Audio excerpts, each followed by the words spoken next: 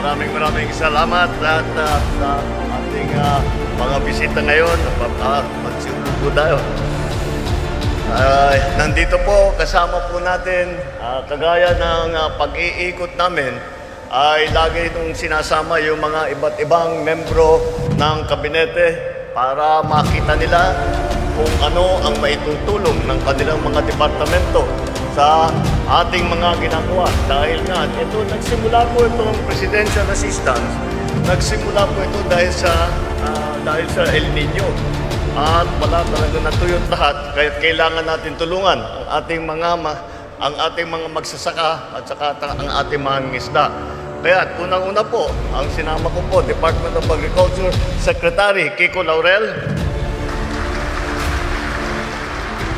Andyan din po para maganda ang koordinasyon sa gitna ng national government at saka ng local government. Andito po ang Secretary ng DILG, Secretary John Vic Remulla. At saka ang laging first responder ng national government. Sa pagka may sakuna, pagka may disaster, siya po ang nauuna galing sa national. Dahil ang nauuna naman talaga lagi ang mga local. Pero pagka nakapasok ng national, siya po ang nauuna, ang ating DSWD Secretary Rex Gatchalian.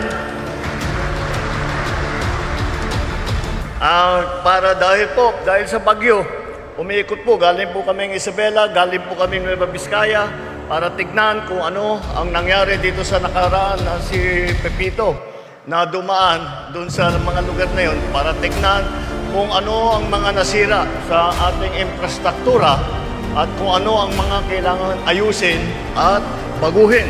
Andito po ang ating Secretary ng DPWH, Secretary Manny Bunuan.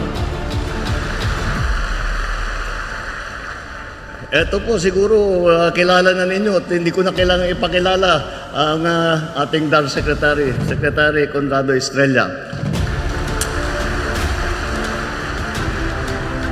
Dahil din po sa bagyo ay ganun din po tinitignan po ng ating Secretary of Energy kung ano ang gagawin para maibalik ang kuryente sa mga lugar na sa ngayon ay wala pang kuryente dahil maraming naging problema, nagbagsakan ang mga poste, nasira ang mga wiring.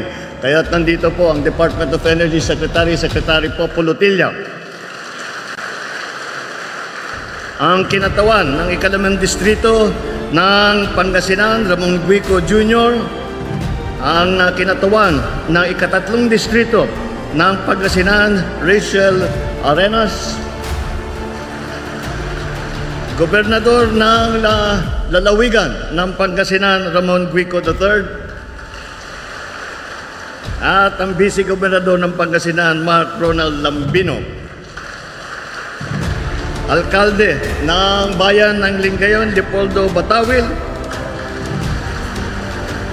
at iba pang mga lokal na punong ehekutibo na nandito na ating kasama, lahat ng mga opisyal, mga mayor na nandito. Nakita ko yung mga ibang mayor ng Pangasinan ay nandiyan, mga board member, barangay officials at lahat po ng ating kasamahan sa pamahalaan.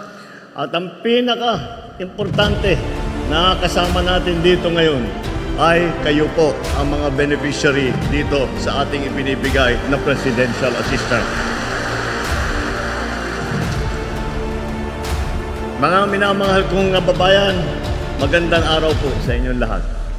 Nagtitipon tayo hindi lamang upang magbigay ng tulong sa ating mga mamamayan, kundi upang maghatid ng suporta at pag-asa para sa lahat ng naapektuhan ng magkakasunod na bagyong tumama sa ating bansa.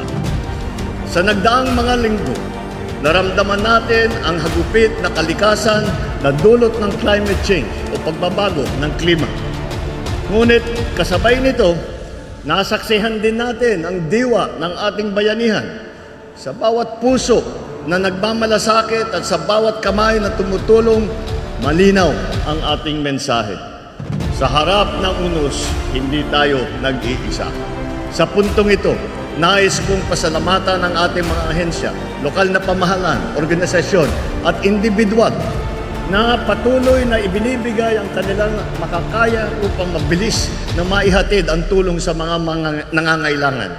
Higit sa lahat, taus-puso akong nagpapasalamat sa ating mga first responder na hindi alintana ang panganib, masiguro lamang ang kapakanan at kaligtasan ng ating mga kababayan.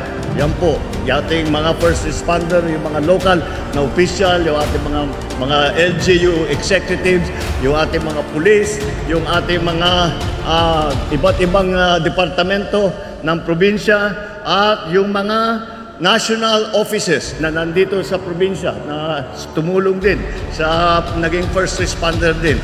Ay maraming salamat dahil alam ko naman ay patuloy ang inyong trabaho dahil nagbago na nga ang klima ngayon. Dati pagka may bagyo, pagdaan ng bagyo, saka tayo papasok at gagawin natin lahat.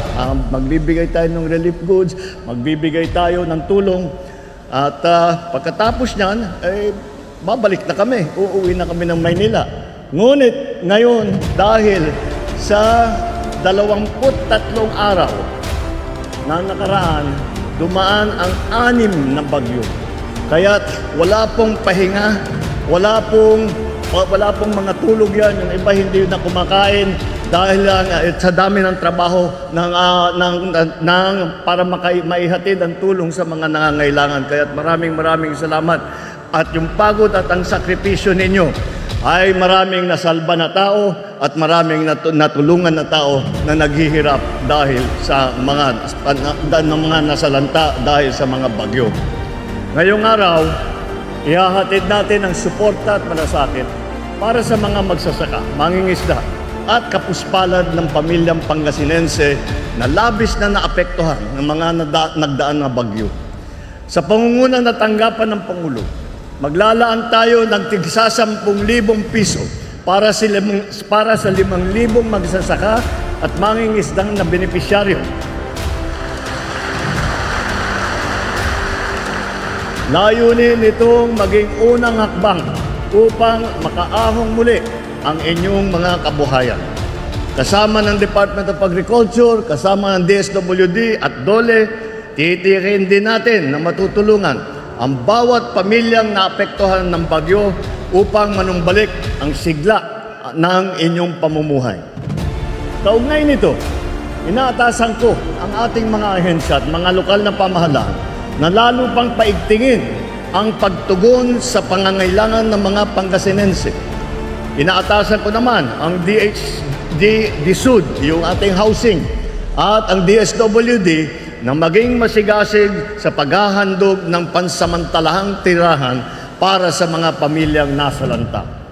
Makakaasa rin kayo na hindi natatapos sa pananandaliang solusyon ang aming hatid. Titiyakin po namin, doble, triple pa ang ating paghahanda at pag-iingat sa harap ng mga kalamidad na lalong pinalalakas ng tinatawag na climate change.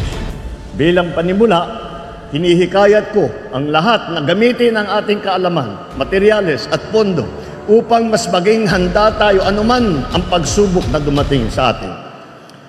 Tulad ng mga geohazard map. Ito po yung geohazard map. Ito ang mga ginagawa ng DOST ng Pag-asa. Itong mapa para maipakita kung saan dadaan ang bagyo, anong mga lugar ang maaring tamaan. Kailangan po, ito'y pinamimigay po natin para sa ating mga local officials para po makapaghanda. Ito'y para gabayan ang mga lokal na pamahalaan sa pagtiyak ng kaligtasan sa mga lugar na kanilang sinasakupan. Sa wastong paggabay at paggamit ng impormasyon na ito, may iwasan natin ang malalang pinsala ng mga sakuna, lalong-lalo na ang pagkawala ng buhay. Dahil po sa ganitong klaseng sistema, may pagmamalaki po natin dito sa nakaraang pepito sa buong Pilipinas, di po tayo nagkaroon ng casualty ni isang Pilipino hindi namatay dahil sa ating paghanda para sa pagdating ng bagyo. Para naman sa ating mga magsasakang labis din na naapektuhan ng nakaraang sakuna, patuloy tayong lumikha kasama ang mga siyentipiko ng makabagong kagamitan sa pagsasaka na matibay at angkop sa pagbabago-bagong panahon. Makakaasa rin kayong may nakahanda tayong lagi na buffer seed at iba pang assistance ng sa gayon ay matulungan namin kayo sa pagpapalakas muli ng inyong sakahan. Inaatasan ko na rin ang Department of Agriculture na pakikipagtulungan sa ibang sangay ng pamahalaan na siguraduhin matulungan ang mga apektadong magsasaka at mga mangingisda.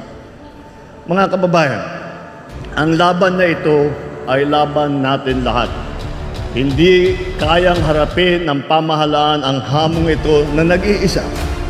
Naniniwala ako na sa pagkikipagkapwa at pagtutulungan ng bawat Pilipino na sabay-sabay, nakapit-bisig, ay magtatagumpay din tayo. Muli, hinihini ko ang patuloy niyong pakikisama at kooperasyon. Sama-sama natin itayo ang isang bagong Pilipinas na mas ligtas, mas handa, mas maunlad. Isang bansang may malasakit, pakikipagkapwa at pagkakaisa. Maraming salamat. Mabuhay ang Pangasinan, mabuhay ang bagong Pilipinas. Mahal na Pangulo,